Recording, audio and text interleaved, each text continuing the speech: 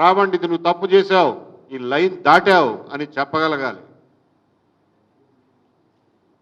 అంతే తప్ప యూఏపీఏ కేసులు పెట్టి చర్చని, ఆలోచనల్ని, మేధస్సుని, మాటని భయభ్రాంతులకు గురి చేయటం ఈ రాష్ట్రానికి మంచిది కాదు, మన సమాజానికి హితవు కాదు.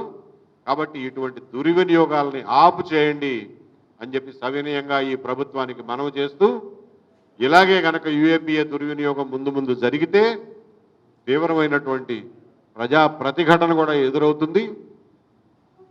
రంగనాయకమ్మ గారిని అకారణంగా అర్ధరాత్రి పోలీస్ స్టేషన్కి పిలిస్తే ఎలా అయితే నిరసించామో, నినదించామో, ప్రతిఘటించామో, పోరాడామో, అటువంటి పోరాటాలే మళ్ళీ మీరు కూడా చూడాల్సి ఉంటుంది. కాబట్టి అక్కడ దాకా తెచ్చుకోవద్దు అని చెప్పి విజ్ఞప్తి చేస్తున్నాం. మీడియా మిత్రులు అందరూ కూడా ఈ విషయంలో మీ వృత్తి ధర్మాన్ని, మీ బాధ్యతల్ని ఎరిగి మరి సరైనటువంటి మార్గదర్శనం చేయండి. మీడియాకు కూడా సరైనటువంటి దారిలో మీడియాను నడిపించండి అని చెప్పి తెలియజేస్తున్నాం. Questions are welcome.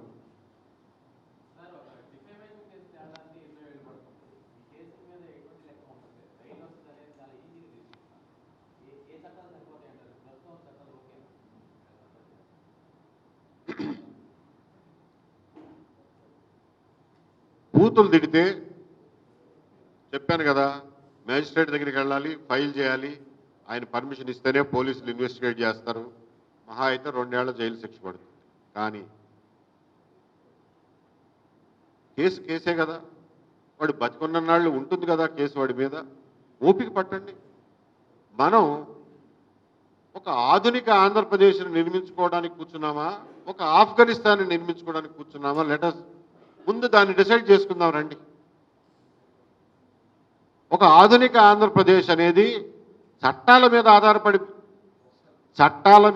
చట్టబద్ధ పాలన మీద ఆధారపడి నిర్మితం అవుతుందా, లేకపోతే ఎమోషన్స్ మీద,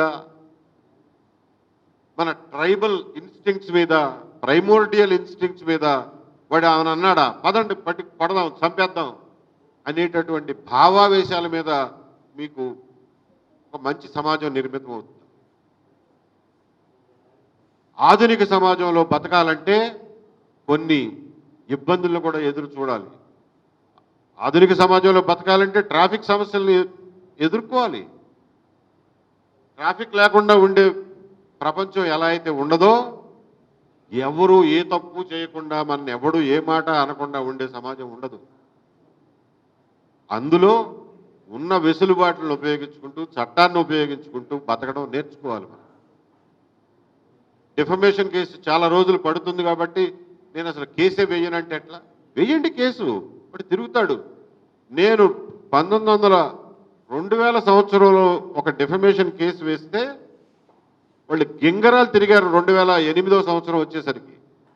ఎవళ్ళ ద్వారానో కేసు నడుస్తూనే ఉంది, నేనేం కోర్టుకు పోవటంలా, కానీ అది వాళ్ళ మెడ మీద కత్తిలాగా వేలాడుతూనే ఉంది. అప్పటికి ఆయన రాజశేఖర రెడ్డి గారి గవర్నమెంట్లో క్యాబినెట్ మినిస్టరు. ఆయన ఎవరి ద్వారానో రాయబారం పంపించి, బాబు తప్పు అయిపోయింది నేను చేసింది, క్షమాపణ కోరుకుంటాను, ఆయన్ని కేసు విత్డ్రా చేసుకోమని అని చెప్పి నా దగ్గరికి రాయబారం పంపించాడు. పేర్లు చెప్పను కానీ పంపిస్తే అన్కండిషనల్గా బేషరతుగా క్షమాపణ రాసి ఎఫిడవిట్ వేయమనండి కోర్టులో, అప్పుడు కేసు విత్డ్రా చేసుకుంటానన్నా. నేను చెప్పినట్టుగానే ఎఫిడవిట్ వేశాడు, నేను కేసు విత్డ్రా చేసుకున్నాను, అయిపోయింది. అది చాలదా? కాబట్టి చట్టపరంగా పోదాం. 2 ఏళ్ళు కాకపోతే 20 ఏళ్ళు పట్టనివ్వండి. That's a civilized way of behaving. Any other questions please?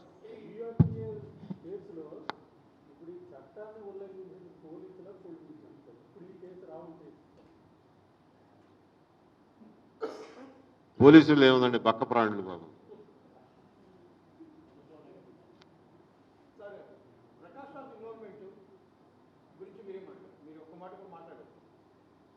నేను ఎందుకు మాట్లాడతాను ప్రతి వాళ్ళ గురించి? మీరు అడిగారు కాబట్టి ఇప్పుడు చెప్తాను. ప్రకాష్ రాజ్ ఏమన్నాడు, ఆయన ఏమన్నాడు, ఈయన ఏమన్నాడు, నేను లిస్ట్ రాసి పెట్టుకుంటాను సార్. దాని మీద Prakash Raj he gave his own bite. ఆయన అన్నది కూడా ఇదే, యుఏపిఏ ప్రయోగించడం అనేది కరెక్ట్ కాదు అని చెప్పి నన్ను అన్నాడు. మోరర్లెస్ ఆయన చెప్పిన అభిప్రాయమే నేను కూడా ఇప్పుడు మీకు చెప్పాను కదా. కాబట్టి ఆయన్ని ఎండోర్స్ చేయడము, ఆయన్ని కాంట్రడిక్ట్ చేయడము నాకేం పని.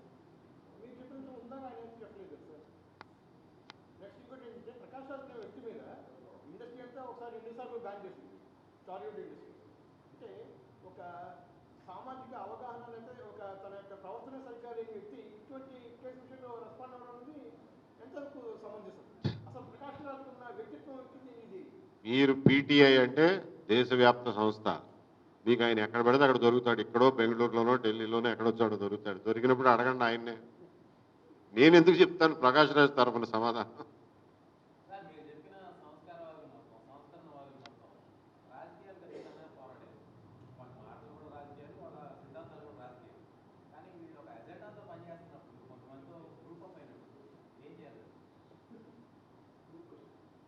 ఎజెండాతో పనిచేస్తున్నది వాస్తవం. నేనే చెప్తున్నాగా, పొలిటికల్ పార్టీలే ఫండింగ్ చేస్తున్నాయి. పొలిటికల్ పార్టీలే కొన్ని ఛానల్స్ని ఫండింగ్ చేస్తున్నాయి, కొన్ని చర్చలను ఫండింగ్ చేస్తున్నాయి. ఒరే నువ్వు వీడి మీద పడరా, మా పేటీఎం బ్యాచ్ అంతా నీతో పాటు వస్తారు అని చెప్పి ఒక బ్యాచ్, అటువైపున కూడా సేమ్ సిమిలర్గా జరుగుతున్నాయి. సో ఎజెండాతో పనిచేస్తున్నప్పుడు అరే నువ్వు ఎజెండాతో పనిచేస్తున్నావు అని ఎత్తి చూపించండి, ఎక్స్పోజ్ చేయండి. ఆయనకి ఎంత భావ ప్రకటన స్వేచ్ఛ ఉందో మీకు ఉందిగా, ఎవడొద్దన్నాడు? ఎక్స్పోజ్ చేయండి, తప్పులేదు. చెయ్యాలి కూడా, చెయ్యడం మన బాధ్యత. చేయకపోతే జనం అందులో పడి కొట్టుకుపోతూ ఉంటారు.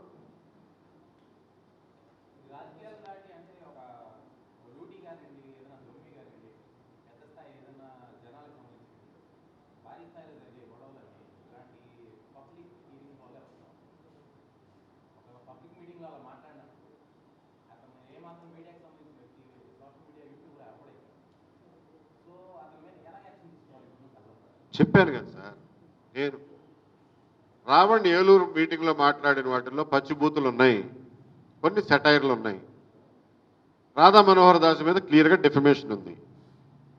మూడు సెపరేట్ సెక్షన్స్ కింద తీసుకోవాలి మీరు. ఆ పచ్చిబూతులు మాట్లాడిన దానికి సెక్షన్లు ఉన్నాయి, దాని మీద కేసు వేయాల్సింది.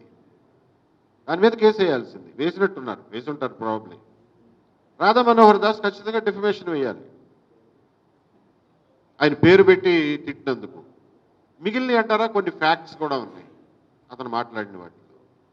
దాని ఫ్యాక్ట్ మాట్లాడినప్పుడు మీరు దాన్ని డిఫమేటర్ అనలేరు. అది ఎంత కటువుగా ఉన్నా కానీ ఫ్యాక్టే.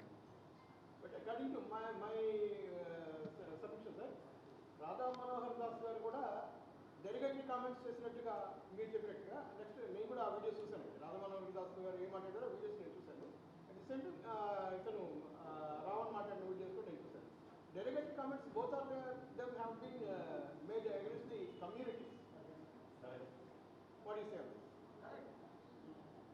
Do you agree for implementation Upaya Act on Radha Manohar Das? No. UAPA is not meant for that. Radha Manohar Das మాట్లాడిన దానికి ఈ బుట్ట సెక్షన్లో చాలు. రావణ్ మాట్లాడిన వాటికి కూడా ఈ బుట్ట సెక్షన్లో చాలు. అసలు ముందు మీరు ఆ సెక్షన్లు వాడితే వాళ్ళు రెండోసారి సరి చేసుకుంటారు. ఎవరో ఏమీ మాట్లాడకుండా కూర్చుని ఒకేసారి వెళ్ళి మీద పడిపోయి కొట్టేద్దామంటే ఎట్లా? అది మంచి సమాజం కాదు. It's not good for us. Any other questions brothers? Thank you very much. మీ భావ ప్రకటన స్వేచ్ఛ, మీడియా స్వేచ్ఛకి మేము పూర్తి స్థాయిలో మద్దతుదారులం.